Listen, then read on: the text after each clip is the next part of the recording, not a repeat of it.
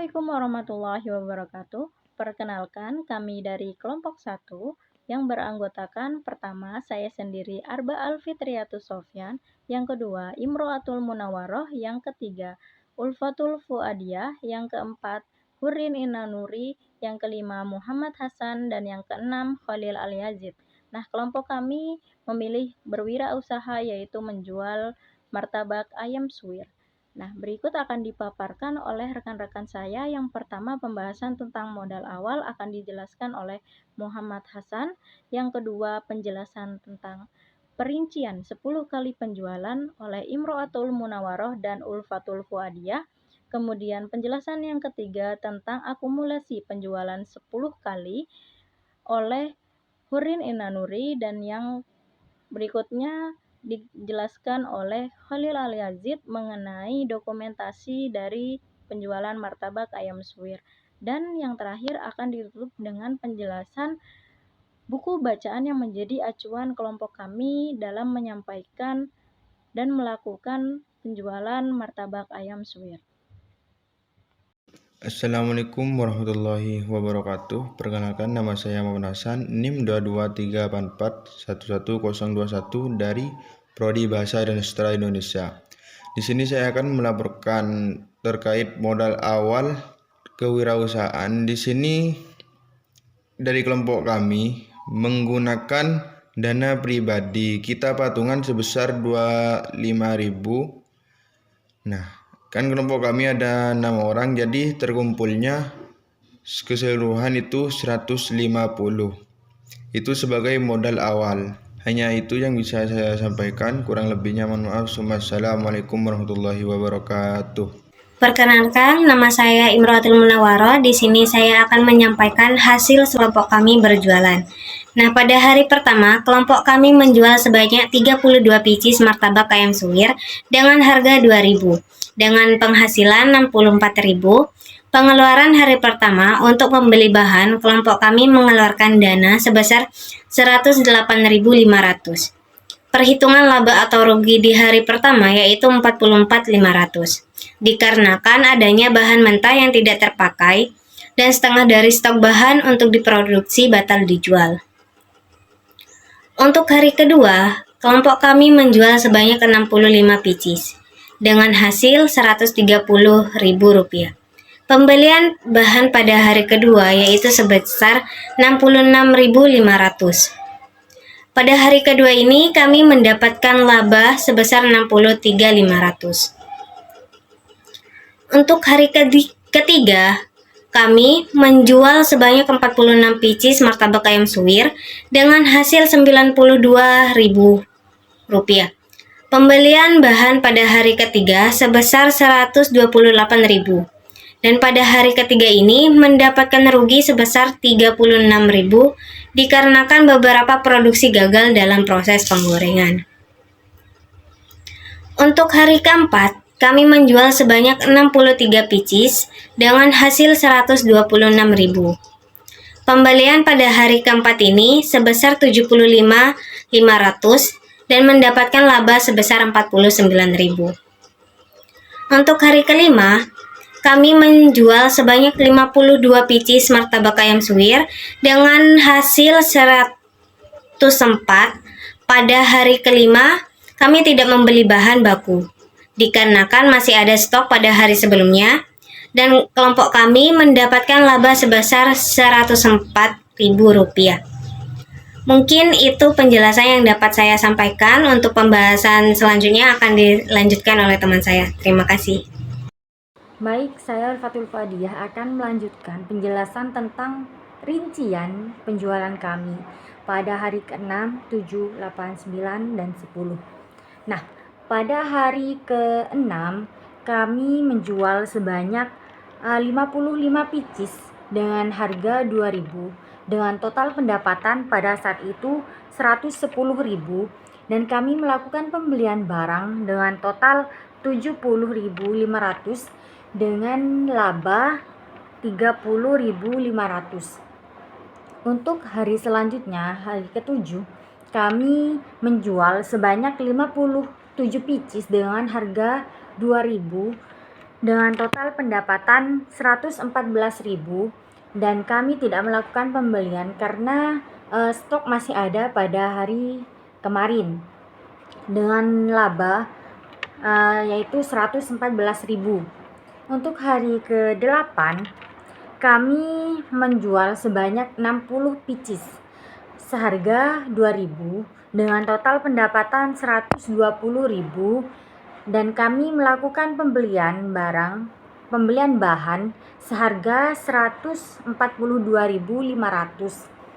dengan kerugian 22.500 karena untuk stok bahan sekaligus untuk hari berikutnya. Untuk hari ke-9 kami menjual sebanyak 50 pieces seharga 2.000 dengan total pendapatan 100.000 dan kami tidak melakukan pembelian barang sehingga laba yang kami dapatkan yaitu 100.000. Untuk hari ke-10 yaitu hari terakhir kami melakukan penjualan sebanyak 65 pieces seharga 2.000 dengan total pendapatan 130.000 dan kami melakukan pembelian barang seharga 36.500 dengan laba 93.000. Hanya membeli stok bahan yang kurang saja. Seperti itu. Mungkin cukup dari saya. Wassalamualaikum warahmatullahi wabarakatuh. Assalamualaikum warahmatullahi wabarakatuh.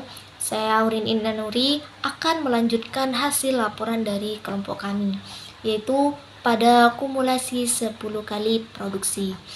Nyatanya pada setiap usaha pasti kita menemukan untung dan rugi dalam suatu usaha tersebut, dan hal itu sudah menjadi hal yang wajar.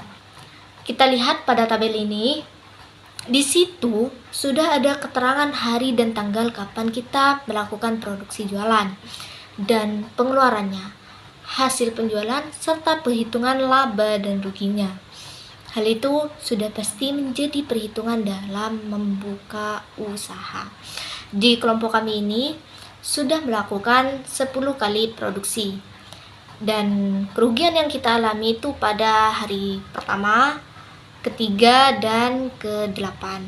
Di situ kami mendapatkan total kerugian mencapai 103.000. Namun tidak memungkiri juga bahwa kami juga mendapatkan keuntungan lebih banyak dari kerugian itu.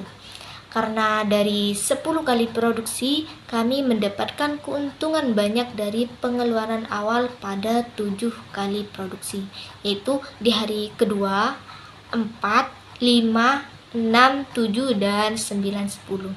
Sehingga yang awalnya kita bermodal uang 150.000 dalam membangun usaha ini, kita mendapatkan keuntungan 303.000, dan sehingga saldo akhir kita memegang uang 453.000. Jadi di sini kita lumayan mendapatkan banyak keuntungan dari hasil jualan martabak ayam suwir. Jadi saya rasa cukup. Selanjutnya akan disampaikan oleh teman saya. Assalamualaikum warahmatullahi wabarakatuh. Baik, perkenalkan, nama saya Holil Aliazid. Di sini saya akan menampilkan dokumentasi dari kegiatan penjualan kami, mulai dari proses produksi hingga penjualan. Kami melakukan penjualan dengan 2 cara, yaitu COD dan penjualan langsung di lokasi.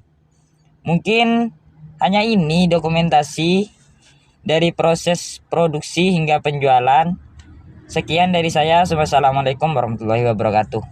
Berikutnya saya akan menjelaskan tentang buku yang menjadi bahan literasi kelompok kami dalam melakukan wirausaha martabak ayam suwir ini.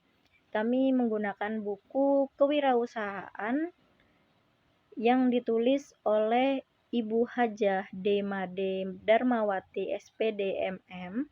Di dalam buku ini disampaikan bahwa seorang wirausahawan harus mampu memvisualisasikan gagasan menjadi suatu hal yang aktual, dan kemudian juga harus mampu selain menjadi pemikir juga harus menjadi pelakunya. Dan disampaikan pula bahwa seorang wirausahawan juga harus terlibat di dalam kelangsungan proses wirausaha tersebut. Jadi, tidak hanya menjadi pemikir tetapi juga menjadi pelaku. Kemudian, seorang wirausahawan juga harus bisa menghadapi suatu permasalahan, bukan menghindari ketika permasalahan itu ada. Jadi mampu mencari solusi ketika terjadi masalah di saat wirausaha itu berlangsung. Seperti yang dihadapi oleh kelompok kami beberapa kali mengalami kerugian karena terjadi kesalahan saat proses produksi. Tapi kami terus bertahan dan mencoba kembali supaya di kemudian produksi bisa memunculkan atau menghasilkan laba, sehingga kami tidak mengalami kerugian secara terus-menerus. Itulah penjelasan dari buku yang menjadi bahan acuan kelompok kami. Terima kasih sudah menyaksikan atau memperhatikan sampai akhir. Berikutnya akan saya tampilkan mengenai video hasil dokumentasi dari kelompok kami selama 10 kali penjualan. Selamat menyaksikan dan saya akhiri. Wassalamualaikum warahmatullahi wabarakatuh.